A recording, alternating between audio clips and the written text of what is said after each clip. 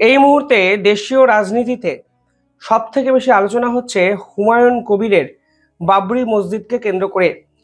আপনারা জানেন সম্প্রতি বাবরি মসজিদের শিলান্যাস অনুষ্ঠান করা হয়েছে মুর্শিদাবাদে, এবং এরপর থেকে যে ঘটনাগুলো ঘটছে তা কিন্তু নিঃসন্দেহে চমকপ্রদ।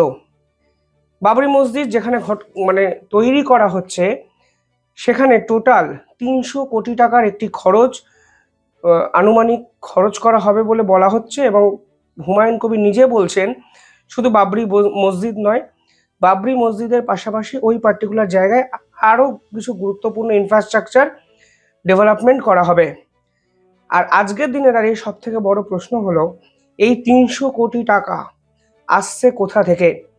হুমায়ুন কবির জানিয়েছেন যে একদিনে তারা অলরেডি যে সাড়া পেয়েছেন টাকা কালেকশনের, ডোনেশনের, তা অভূতপূর্ব।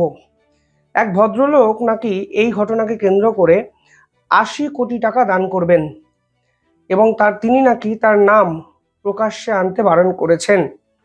অর্থাৎ বুঝতেই পারছেন, এই বাবরি মসজিদকে কেন্দ্র করে এক বড়সড় পরিবর্তন শুধু মুর্শিদাবাদে নয়, যে পরিবর্তন আসছে তা কিন্তু দেশের গোয়েন্দাদের কাছেও নিঃসন্দেহে মাথা ব্যথার কারণ হবে।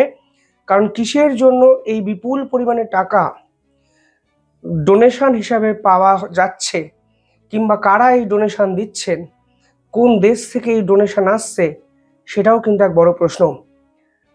কালকে মুর্শিদাবাদে কি দেখা গেল? মুর্শিদাবাদ দেখা গেল এই বাবরি মসজিদের জন্য ডোনেশন বাবদ 11টি ট্রাক, টাকা ভর্তি ট্রাক কিন্তু সেখানে মুর্শিদাবাদের যে হুমায়ুন কবিরের বাড়ি সেখানে আসে। এই 11 ট্রাক টাকা ভর্তি ট্রাকের মধ্যে 4টি ট্রাক এবং একটি বস্তা কিন্তু কালকে খোলা হয়। এবং প্রথম দিকে ম্যানুয়ালি সাধারণ মানুষ এই গোনার কাজ করছিল, কিন্তু এত টাকা যে সাধারণ মানুষের পক্ষে গোনা সম্ভব হয়নি বলে শেষ মুহূর্তে টাকা গোনার মেশিন কিন্তু আনা হয়েছিল। শেষবার বঙ্গ রাজনীতিতে টাকা গোনার মেশিন কখন আমরা দেখেছিলাম? যখন পার্থ চট্টোপাধ্যায়ের বান্ধবী অর্পিতা ম্যাডামের বাড়ি থেকে বিপুল পরিমাণে টাকা উদ্ধার করে আমাদের কেন্দ্রীয় গোয়েন্দা সংস্থা।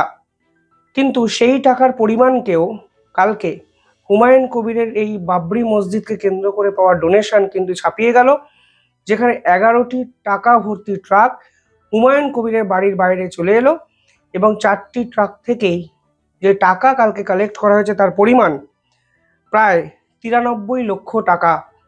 কালকে সকাল থেকে রাত 12টা অবধি টাকা গোনা কাজ হয়, এবং আপনারা বুঝতেই পারছেন যে টাকা গোনার কাজ শেষ যখন হবে তখন এই সংখ্যাটা কোথায় গিয়ে দাঁড়াবে। 4টি ট্রাক থেকে পাওয়া গেছে, একটি বস্তা থেকে পাওয়া গেছে 38 লক্ষ টাকা, এবং কিউআর কোড অর্থাৎ অনলাইনে প্রায় 93 লক্ষ টাকা কিন্তু কালেক্ট হয়েছে। অর্থাৎ একদিনে টোটাল প্রায় 2 কোটি টাকার মতো কিন্তু ডোনেশন বাবরি মসজিদকে কেন্দ্র করে ইতিমধ্যেই জোগাড় হয়ে গেছে। এবার এই ঘটনা কেন চিন্তার বিষয় হয়ে যাচ্ছে? দেখুন, প্রথম কথা, শিলান্যাস অনুষ্ঠানে যে উপচে পড়া ভিড় আমরা দেখেছি, সেই ভিড়ে কারা মিশেছিল একটা প্রশ্নচিহ্ন কিন্তু উঠবে। কারণ বাংলাদেশ সরাসরি এই পার্টিকুলার বাবরি মসজিদ ইস্যুতে দিনের পর দিন কমেন্ট করেছেন। এমনকি বাংলাদেশের যে ইমাম সংগঠন আছেন তারা নিজেরাই বলেছেন হুমায়ুন কবিরের সঙ্গে তাদের কথা হয়েছেন, এবং সব সময় তারা সাপোর্ট দিতে রাজি। আর কালকে 6ই ডিসেম্বর এই বাবরি মসজিদকে কেন্দ্র করে পাকিস্তানের পক্ষ থেকে অফিসিয়াল কিন্তু একটি ঘোষণা এসছে যে 6ই ডিসেম্বর ভারতের ইতিহাসের কালো দিন, এই ধরনের কিছু। অর্থাৎ যে পার্টিকুলার বিষয়বস্তুকে নিয়ে বঙ্গ রাজনীতি এখন উত্তাল, তা যে শুধু বঙ্গ রাজনীতির বিষয় নয় তা আমরা বারবার বুঝতে পারছি পাকিস্তান, বাংলাদেশ কিংবা মিডিল ইস্টের একাধিক রাষ্ট্রের গুরুত্বপূর্ণ কমেন্টসে। ফলে সেইখান থেকে কিন্তু প্রশ্ন ওঠে যে কারা এই 300 কোটি টাকার যোগানটা দেবেন। কারণ আমি সাম্প্রতিক সময় যত এই ধরনের দিল্লি বিস্ফোরণ বলুন, কাশ্মীরের বিভিন্ন হাওয়ালাযোগ বলুন, স্টোরি করেছি, সকলের ক্ষেত্রে কিন্তু একটা নির্দিষ্ট প্যাটার্ন চোখে পড়ার মতো, যে এই মৌলভী, মাদ্রাসা কিংবা এই যে ইমামরা আছেন তারা কিন্তু কোটি কোটি টাকা ডোনেশন পেয়ে যান তুরস্ক, মিডিল ইস্ট, পাকিস্তান, আফগানিস্তানের মতো দেশ থেকে। তাদেরকে কিসের জন্য এই টাকা দেওয়া হয়? মাদ্রাসার পড়ুয়াদের শিক্ষিত করার জন্য দেওয়া হয়?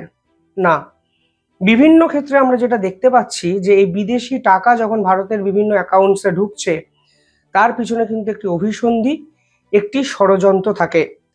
ইসলাম চর্চার আড়ালে জেহাদি তৈরির মানসিকতা কিন্তু ছোটবেলা থেকে কিছু মাদ্রাসা, কিছু ইমাম, কিছু ধর্মগুরুরা লাগাতার করে যাচ্ছেন, এবং তার ফলাফল হলো এই দিল্লি বিস্ফোরণের মতো কাণ্ড।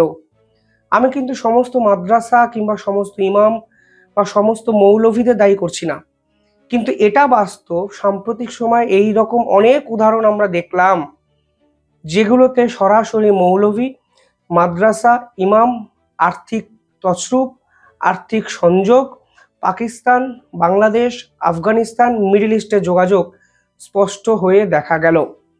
দিল্লি বিস্ফোরণের মতো কাশ্মীরেও এরকম বহু জায়গা আছে যেগুলো বারবার চর্চার আওতায় এসছে শুধুমাত্র বিদেশি ফান্ডিং কালেক্ট করার জন্য। সাধারণ মানুষ অপর মানুষকে সাহায্য করার জন্য টাকা দিতেই পারেন, কিন্তু সেই টাকার পরিমাণ যদি 300 কোটি হয় তাহলে কিন্তু প্রশ্ন জাগে। এবং একদিনে 1 কোটির বেশি কারা টাকা দিলেন?